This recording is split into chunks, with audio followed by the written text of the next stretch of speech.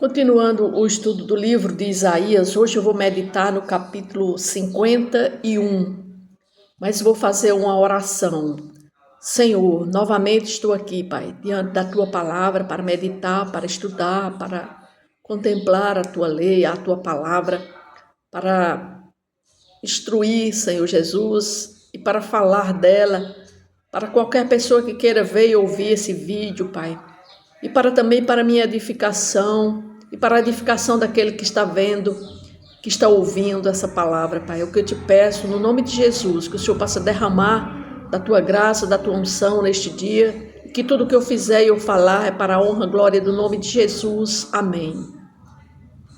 Então aqui nós vamos ver a palavra de Deus no capítulo 51, onde Deus vai falar sobre uma palavra de conforto, uma palavra de ânimo para a cidade de Sião, para a cidade de Jerusalém, para a nação de Israel. Aí ele começa dizendo assim: ouvi-me, vós, os que procurais a justiça, os que buscais o Senhor, olhai para a rocha de que fostes cortados e para a caverna do poço do que fostes cavados. Aqui o capítulo começa quando Deus, através do profeta Isaías, ele faz um apelo, né, a todos aqueles. Essa mensagem é direcionada para aqueles que buscam uma vida justa e querem ter uma relação genuína com o Criador, com aqueles que buscam conhecer a Deus. Isaías aqui destaca que Deus, ele não está distante, que Deus é um Deus acessível, e ele está pronto para ser ouvido por aqueles que buscam por sua justiça e direção em sua vida, porque ele diz: ouvi-me, vós, os que procurais a justiça, os que buscais o Senhor. Então Deus, ele tem satisfação em saber que pessoas o procuram, que pessoas o buscam. Deus, ele se sente maravilhado, Deus, ele tem prazer naqueles que o buscam, né? Então ele quer responder e ele quer satisfazer a intenção daquele que busca a sua justiça. É isso que ele está dizendo. Aí no versículo 2 ele diz assim: olhai para Abraão, vosso pai, e para Sara, que vos deu a luz, porque era ele único quando eu o chamei, o abençoei, o multipliquei. Porque o Senhor tem piedade de Sião, terá piedade de todos os lugares assolados dela, e fará o seu deserto como Éden, e a sua solidão como jardim do Senhor. Regozijo e alegres acharão nela ações de graças e som de música. Aqui Deus estava se referindo, né, à aliança entre Deus e Abraão, que ele estabeleceu uma relação única e inseparável. E essa aliança é um testemunho poderoso da fidelidade de Deus em cumprir suas promessas, mesmo quando parecem impossíveis de serem realizadas. Porque Abraão e Sara, nós quando vamos lembrar no livro de Gênesis, a história de Abraão e Sara, eles receberam uma promessa de terem um filho, né, em sua velhice, e era isso que, através do profeta Isaías estava lembrando aquele povo da promessa que Deus deu a Abraão e Sara, para que eles lembrassem dessa promessa, que aquela promessa que parecia tão absurda quanto as estrelas do céu e a areia na praia, que ele disse uma promessa que eles seriam, os descendentes deles seriam iguais às estrelas do céu, iguais à areia do mar, então areia da praia. Mas eles acreditaram, a Sara e o Abraão, eles acreditaram nessa promessa, confiaram e testemunharam o cumprimento dessa promessa. Então, o que Deus estava dizendo aqui é que essa promessa, ela foi cumprida no tempo de Abraão, e ela seria cumprida para nós hoje. Ela permanece, essa promessa que veio para Abraão e Sara e os seus descendentes se perpetuam até hoje. Nós somos descendentes de Sara e Abraão. Eu sou uma descendente de Sara e Abraão, porque eu creio nesse Jesus de Abraão. Então, era isso que ele estava dizendo aqui, aquele povo, através do profeta Isaías, né? E ele também conclui com uma visão de restauração, porque ele diz assim: porque o Senhor tem piedade de Sião. Sião aqui é a cidade de Jerusalém. Deus ele tem piedade de Sião. O Senhor tem piedade de Sião, terá piedade de todos os lugares assolados dela e fará o seu deserto como o Éden. Ele estava falando da restauração da cidade de Jerusalém.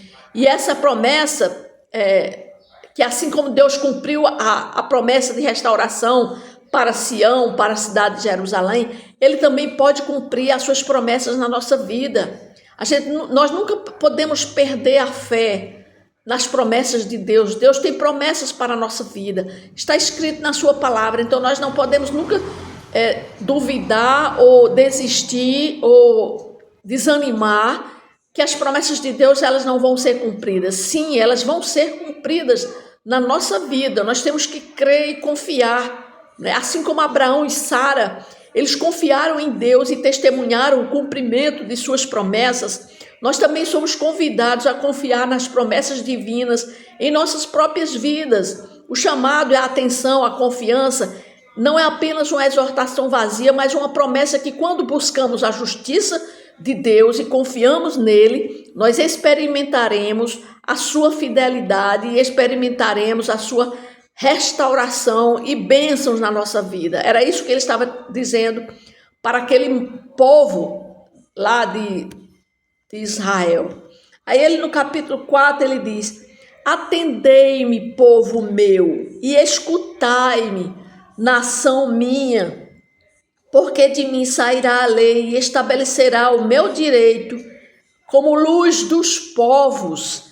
Aqui nesse versículo, ele está chamando a atenção, né, enfatizando a importância de ouvir e aprender com Deus. Ele diz: atendei-me, povo meu, e escutai-me, nação minha, porque de mim sairá a lei, estabelecerei o meu direito como luz dos povos. Ou seja, de mim sairá a lei, ou seja, de mim sairá a palavra que eu irei deixar para todos, né? Isaías nos lembra que aqueles que buscam a justiça e anseiam por um relacionamento com o Senhor devem inclinar seus ouvidos para escutar suas palavras de instrução. Essa lei que ele está falando é a palavra dele, é a instrução dele. Deus é retratado como a fonte suprema de instrução, de sabedoria. E a sua sabedoria transcende a compreensão humana. Nós não podemos entender, muitas vezes, os mistérios de Deus. Temos apenas que crer, né? E suas palavras são um guia confiável para aqueles que desejam viver de maneira justa e alinhada em seus princípios. Em um mundo repleto de opiniões, né? Opiniões que estão constantemente em conflitos, isso nos lembra que a sabedoria de Deus é a luz que vai iluminar nosso caminho. Portanto, nós temos que estarmos com essa palavra na nossa boca, na nossa mente e no nosso coração. É isso que ele está falando. No versículo 3, ele diz: perto está a minha justiça. Era isso que ele estava dizendo. Aparece a minha salvação, e os meus braços dominarão os povos, as terras do mar me aguardam e no meu braço esperam. Ou seja, ele está dizendo que o braço de Deus aqui está simbolizando o seu poder e autoridade soberana sobre toda a terra. Ele fala aqui, as terras do mar me aguardam e no meu braço esperam. Ou seja, as terras do mar, as terras distantes, né? Aquelas nações dos gentios também estavam aguardando a lei de Deus, ou seja, a intervenção de Deus, né? Ele estava demonstrando que a influência e o domínio dele não se limitava a um único território, a nação de Israel, mas a todo o globo, que as nações podiam confiar na sua justiça, porque ele é o juiz supremo que governa com igualdade. Aí ele diz assim, no versículo 6, levantai os olhos para os céus e olhai para a terra embaixo, porque os céus desaparecerão como uma fumaça, e a terra envelhecerá como um vestido, e os seus moradores morrerão como mosquitos. Mas a minha salvação durará para sempre, e a minha justiça não será anulada. Ou seja, o que Deus está falando? Deus está falando que os céus, né? Porque os céus, com sua vasta extensão, sua vastidão estrelada, a terra com a sua beleza variada, que proclamam a glória da criação de Deus. Então aqui o profeta está dizendo que tudo isso vai passar. Ele está falando sobre a efemeridade da humanidade, que os céus e a terra permanecerão enquanto as gerações humanas passarão como a erva. Porque essa comparação nos lembra da importância de colocar nossa confiança em algo eterno e inabalável, que é o próprio Deus. Ou seja, a terra, a criação, ela vai existir, mas a humanidade vai estar sempre mudando, né? Ou seja, pessoas nascem, vivem, morrem, pessoas novamente nascem, vivem e morrem. Ou seja, a humanidade ela vai passar, a terra vai ficar, mas vai chegar o dia em que tudo vai ser transformado, né? Ou seja, ele está falando sobre a efemeridade da criação, a efemeridade da humanidade, né? Ou seja, ele está nos convidando a reconhecer a supremacia de Deus sobre a criação e que ele é a fonte de toda a instrução e que seu poder é incomparável. Sua obra na criação é uma testemunha constante da sua grandeza. É isso que ele estava dizendo. A partir do versículo 7 ele diz: ouvi-me, vós que conheceis a justiça, vós, povo, em cujo coração está a minha lei. Não temais o opróbrio dos homens, nem vos turbeis por causa das suas injúrias. Ele está aqui apresentando uma mensagem de consolo e esperança, à medida que o profeta também nos revela a promessa de redenção para o povo. Ele está dizendo, olha, diante das tribulações e dos desafios da vida, se vocês estiverem com a minha lei no seu coração, né? Então, a minha palavra vai dar esperança a vocês.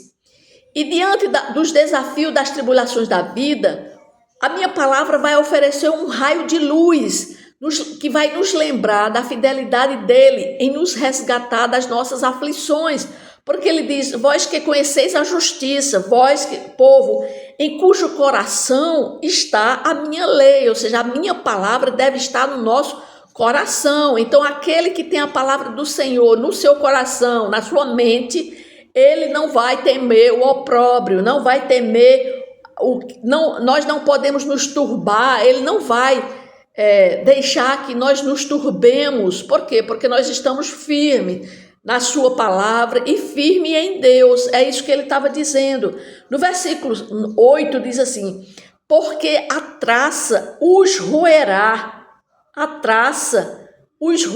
como a um vestido, e o bicho os comerá como a lã. Mas a minha justiça durará para sempre, a minha salvação para todas as gerações.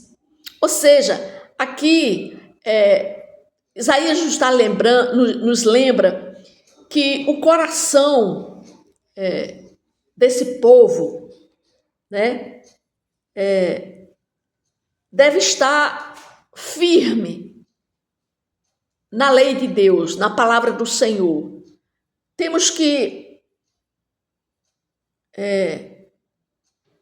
estar firmes na palavra do Senhor, com a convicção de salvação, porque se a pessoa está firme em Deus, a traça pode roer como vestido, o bicho pode comer como a lã, mas a justiça de Deus, ela vai durar para sempre. A minha salvação para todas as gerações, ou seja, pode vir o que for, né?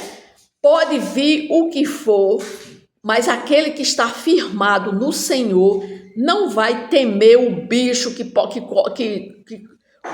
come a lã, a traça que vai roer, ou seja, nada vai perturbar uma pessoa que está firme nos caminhos do Senhor. No versículo 8 diz assim, versículo 9, né? Desperta, desperta, arma-te força, braço do Senhor, desperta como nos dias passados, como nas gerações antigas. Não és tu aquele que abateu o Egito, feriu o monstro marinho? Não és tu aquele que secou o mar, as águas do grande abismo, aquele que fez o caminho no fundo do mar para que passem os remidos? Ou seja, o que é que Deus está falando aqui? Aí no 11 ele diz, assim voltarão os resgatados do Senhor e virão a Sião com júbilo, e perpétua alegria lhes coroará a cabeça. O regozijo e a alegria os alcançarão e deles fugirão a dor e o gemido. Aqui, o Isaías, nós vamos encontrar um oásis de esperança, porque ele diz, desperta, desperta, arma-te de força, braço do Senhor, desperta como nos dias passados. Então aqui Isaías ele está falando que existe uma alegria futura e uma libertação que aguarda aqueles que permanecem fiéis. Aqui esses hinos são uma celebração pela promessa da restauração divina. Aqui ele está dizendo que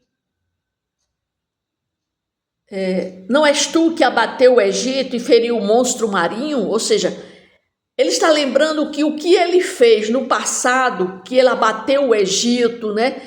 Ou seja, as carruagens foram todas caíram, elas foram afundadas quando eles tentaram atravessar o Mar Vermelho em busca, em perseguição aos judeus, aos hebreus que vieram, que saíram do Egito.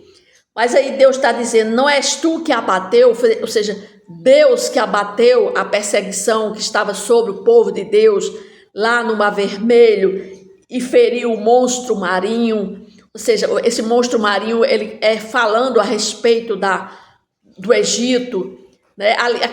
Ele está lembrando ao povo a abertura do Mar Vermelho, quando Deus liderou os israelitas, ou seja, ele resgatou os israelitas para a liberdade, separando as águas para que pudessem eles escapar daquela perseguição egípcia.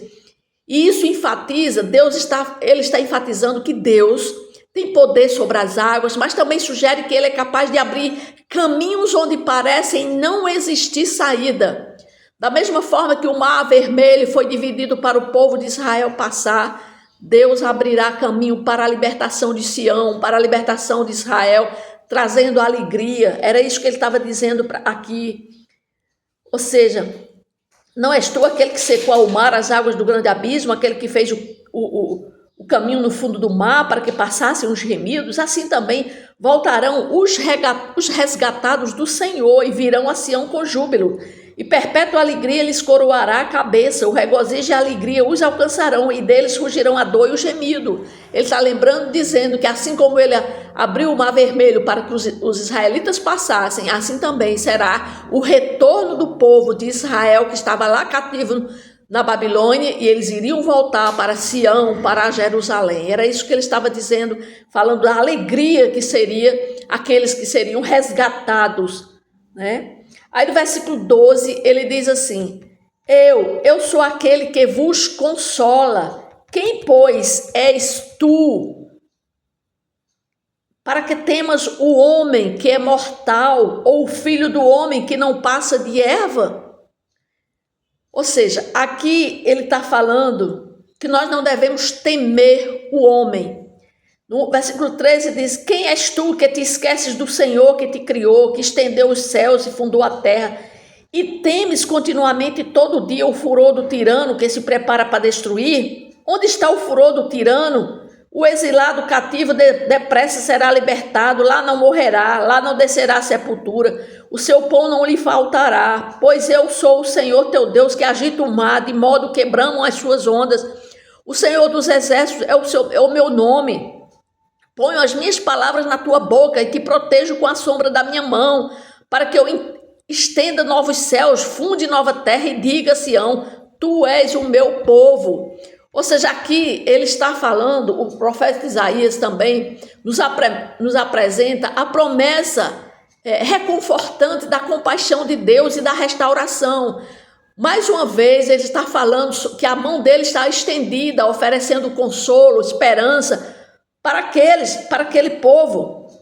Ele diz, eu sou aquele que vos consola.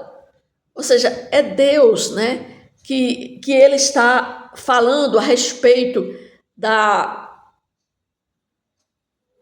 consolação. Ou seja, é ele quem nos consola. Era ele que consolava aquele povo. E ele aqui está dizendo também que nós não devemos temer o homem que é mortal, ou o filho do homem que se tornará em erva. Deus aqui se apresenta como aquele que oferece a consolação e questiona que Sião não deve, ou seja, que Jerusalém não devia temer os homens que são frágeis e passageiros, que eles passam como a erva.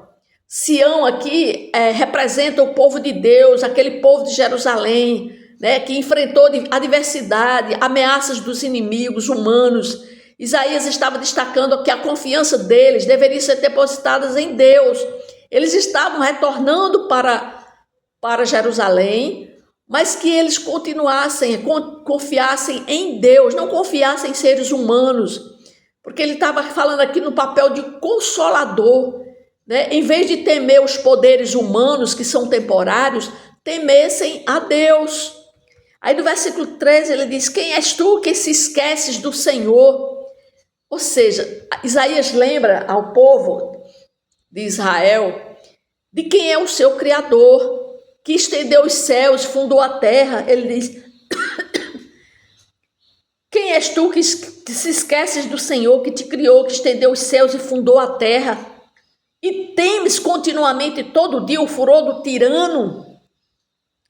Ou seja, o contraste, né, entre o Criador celestial e o opressor humano, que é, na verdade, a figura de Satanás, porque Deus estava falando para aquele povo e fala para nós também, né? Nós devemos confiar em Deus e não ter medo do inimigo das nossas almas, que é Satanás, porque Satanás ele já foi derrotado lá na cruz, então ele não tem mais poder sobre nós, para aquele filho de Deus. Então Deus estava dizendo também para aquele povo lá em Jerusalém, que eles não tivessem medo do opressor, e o profeta questiona a lógica de temer o opressor, uma vez que Deus é capaz de criar todo o universo, está presente para proteger e consolar aquele povo. Então Deus é muito maior do que todas as coisas, inclusive o opressor, que no caso seria Satanás. No versículo 14 ele diz, o exilado cativo depressa será libertado, lá não morrerá, lá não descerá à sepultura, o seu pão não lhe faltará. Deus estava dizendo que mesmo quando eles estavam cativos lá na Babilônia, Deus não deixou faltar nada para eles. Ou seja, Isaías aqui retrata a situação do cativo de Jerusalém, curvado, sob o peso do opressor, mas no entanto ele proclama que eles seriam libertos e que não faltaria alimentos para eles. Eles não iriam passar fome. Isaías está dizendo que a soberania de Deus estava sobre eles, né? Que eles, aquele que agita o mar, né? Ele diz assim, por eu sou o Senhor teu Deus, que agito o mar, de modo que brame as suas ondas, o Senhor dos exércitos é o meu nome. Ele estava falando sobre a soberania de Deus, ele era poderoso. Aí no versículo 16 diz, ponho as minhas palavras na sua boca e te protejo com a sombra da minha mão, para que eu estenda novos céus, funde nova terra e diga a Sião, tu és o meu povo. Então a compaixão de Deus aqui brilha como uma luz no meio da escuridão, oferecendo esperança e conforto àqueles que estavam passando por tribulação, mas que eles iriam chegar a um tempo novo, né? Ele diz assim, eis que eu protejo com a sombra da minha mão, para que eu estenda novos céus, nova terra e diga, tu és o meu povo. Era isso que Deus estava prometendo para eles. No versículo 17 diz mais, desperta, desperta, levanta-te, ó Jerusalém, que da mão do Senhor lhe bebeste o cálice da tua ira, o cálice de atordoamento e o esgoto. e o esgotaste. Por quê? Porque Jerusalém, ela realmente bebeu do cálice de Deus, né? Essa é uma metáfora, a taça e a indignação representa a ira divina que o povo de Jerusalém experimentou devido à desobediência e o afastamento dos caminhos de Deus. Tudo veio em consequência do pecado deles. E essa taça de indignação é um lembrete, né, da seriedade das consequências da desobediência a Deus. Isaías estava chamando a atenção para o fato de que as escolhas erradas daquele povo levariam à ira de Deus e ao sofrimento. Então nós temos que também ver que essa palavra é para nós. Se nós nos afastamos de Deus, caímos no pecado, nós vamos ter consequências. De todos os filhos que ela teve, nenhum a guiou, e todos os filhos que criou, nenhum a tomou pela mão. Estas duas coisas te aconteceram. Quem teve compaixão de ti? Ou seja, aqui no versículo 18, ele vai ilustrar essa metáfora, né, do desespero e da impotência que Jerusalém se encontrava devido à sua desobediência. Assim como o embriagado não consegue se levantar sozinho, Sião, Jerusalém, seria incapaz de se recuperar por seus próprios meios, né? A mensagem é clara, a desobediência às leis de Deus estava levando aquela cidade de Jerusalém, ao sofrimento, à decadência, tudo por causa do afastamento dela dos caminhos do Senhor. E no versículo 20 diz assim: os teus filhos já desmaiaram, jazem nas estradas, de todos os caminhos como antílope na rede, estão cheios da ira do Senhor e de repreensão do seu Deus. A partir do versículo 21 diz: pelo que agora ouve isto, ó tu que estás aflita e embriagada, mas não de vinho. Assim diz o teu Senhor, o Senhor teu Deus, que pleiteará a causa do seu povo. Eis que eu tomo na tua mão o cálice do atordoamento, o cálice da minha ira. Jamais dele beberás. Poloei nas mãos dos que te atormentaram, que disseram à tua alma: abaixa-te para que passemos e tu puseste as costas como chão e como rua para os transeuntes. Então aqui Deus novamente vai falar do cálice, né? Da ira de Deus, né? Então essa imagem representa o estado de aflição e confusão que aquele povo experimentou devido às consequências da sua desobediência, né? E ele diz que estava disposto a restaurar. Deus representa aqui, quando ele diz que defende a causa do seu povo e promete tirar das mãos de Sião, das mãos de Jerusalém, o cálice da tremenda embriaguez que simboliza o sofrimento e a aflição. Ele estava pronto para pôr fim ao sofrimento e remover aquela taça, né, de indignação. E é uma declaração de que a restauração estava chegando e o sofrimento teria um fim. Aí no versículo 23 ele diz: poloei nas mãos dos que te atormentaram, que disseram à tua alma: abaixa-te para que passemos sobre ti. E tu puseste as costas como chão e como rua para o transeunte. Ou seja, aqui Deus está dizendo, né? Está prometendo que aqueles que oprimiram a Jerusalém, que oprimiram a Sião, eles seriam derrotados. E Sião não serviria mais de tapete para que os menosprezassem, ou seja, Sião não seria mais cativa, seria mais humilhada, né? Em vez disso, ela agora experimentaria a exaltação e o favor de Deus, enquanto seus opressores enfrentariam a justiça de Deus. Era isso que ele estava dizendo. E essa visão é um testemunho da graça e da redenção de Deus, né? Jerusalém antes, que estava em um estado de aflição, de humilhação, o povo de Deus que estava lá cativo, sofrendo humilhação, agora eles seriam exaltados, experimentariam uma transformação completa. A alegria e o gozo viria sobre eles. Deus ia restituir todo o sofrimento que eles passaram. Deus agora ia restituir em alegria. Aquele povo agora seria um povo alegre. Então, o que é que nós aprendemos aqui nesse capítulo 51? Então, nós somos lembrados da promessa, porque Deus começa lembrando aquele povo da promessa que ele tinha feito lá No início, né, quando ele deu a promessa a Abraão que ele seria pai teria um filho, né, na sua velhice, eles teriam um filho e que a sua descendência seria igual à areia do mar e às estrelas do céu. E ele cumpriu a sua promessa, né?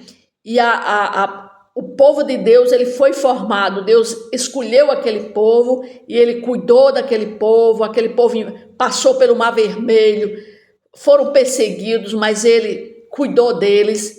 Ou seja, Deus estava mostrando, né, que ele nos ajuda a encontrar paz e esperança em meio às tribulações, assim como ele prometeu ser o consolador eterno para aquele povo, desde lá, no início, quando ele prometeu que seria o pai de todas as nações. Abraão seria o pai de todos os filhos de Deus, e ele cumpriu e estava cumprindo. Ele estava dizendo aqui, lembrando ao povo de Jerusalém, que estavam cativos lá na Babilônia, mas que eles iriam retornar, assim como tudo que ele prometeu para aquele povo, quando ele tirou o povo do Egito, ele iria fazer a mesma coisa com o povo lá cativo cativo na Babilônia. Da mesma forma somos nós também, né? Muitas vezes nós estamos ainda duvidando das promessas de Deus. E nós temos que ter a certeza que Deus cumpre as suas promessas. Era isso que ele estava mostrando aqui no capítulo 51. E ele também nos admoesta a buscar a retidão e a obediência aos princípios divinos. Nós temos que pedir a Deus sabedoria e orientação na nossa busca pela retidão na nossa vida. Porque era isso que ele estava falando aqui no capítulo 51. Quando ele diz assim: atendei-me, povo meu, escutai-me, nação minha. Estabelecei o meu direito como luz dos povos. Ele no versículo 7 diz mais: ouvi-me, vós que conheceis a justiça, vós, povo, em cujo coração está a minha lei. Então Deus quer encontrar em nós que nosso coração esteja a palavra dele. Então nós temos que pedir a Deus que ele fortaleça a nossa vontade e nos ajude a resistir às tentações que nos afastam de seus caminhos. E temos que buscar constantemente a sua palavra para que essa palavra ela esteja firmemente no nosso coração, na nossa mente e no nosso coração, para que nós possamos estarmos caminhando e andando nela. E outra coisa que nós observamos aqui nesse capítulo 51 e que podemos aprender e colocar na nossa vida como prática é a promessa da restauração divina, porque ele ainda continua falando, né, sobre a restauração do povo de Israel. Quando ele fala a partir do versículo 17, a partir do versículo 12, ele também está falando que ele é um consolador e que promete a restauração. E no final ele diz que aqueles que oprimiram e que derrotaram e que fizeram tanto sofrimento, causaram tanto sofrimento ao povo de Israel, aí ele diz assim: poloei nas mãos dos que te atormentaram, que disseram à tua alma: abaixa-te para que te passemos sobre ti. Aí ele diz que isso nunca mais iria acontecer. Então, da mesma forma que somos nós, Deus está constantemente conosco, nos livrando, né? E ele sempre, quando vem alguém contra nós não podemos ir contra esse algo que vem contra nós, porque é Deus que luta as nossas lutas, é Ele quem vai à frente, é Ele quem vai lutar as nossas lutas. Nós temos que confiar em Deus, que Ele é quem luta por nós. É isso que a palavra de Deus está nos dizendo, amém?